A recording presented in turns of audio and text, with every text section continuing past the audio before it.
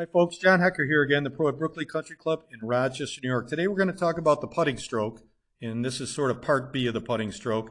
And we're going to emphasize a couple things here that might surprise you some. So I've marked a spot just below my logo with my shirt there. That's going to be, we're going to call that the fulcrum. We're going to find that the butt end of the putter will point at that spot most of the stroke. It's not 100% there, but it's pretty close. The other things that I think are going to surprise you a little bit is the forward stroke is actually a little bit shorter than the back stroke.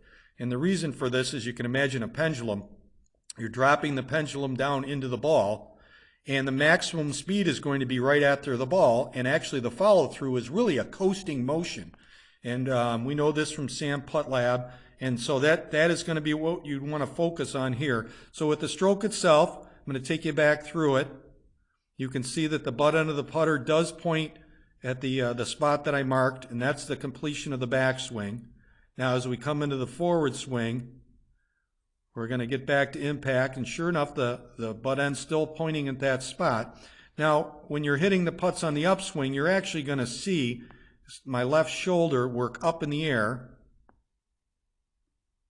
So we come back into the putt, and sure enough, the butt end still points pretty much at that spot, or the fulcrum we have there. So you'll see that the blade has a little bit shorter follow through because we've already maxed out on speed at the ball. There's a slight bit of shaft lean, as we learned from part A of this. And part B here, you can see that my left shoulder works up, and that helps you hit the ball up in the air. And my forward swing is coasting. So those people say accelerate through the putt. That is bad advice. You'll end up bouncing your putts too much. This way you get the pure roll on them. So the three things to understand, hey, is the butt end of the club should point at your fulcrum. The backswing and the forward swing are pretty much the same length. And the left shoulder moving up helps you hit the ball in the upswing. So give those few things a try, and I think you'll find that you're going to make more putts and get your balls to roll smoother on the greens.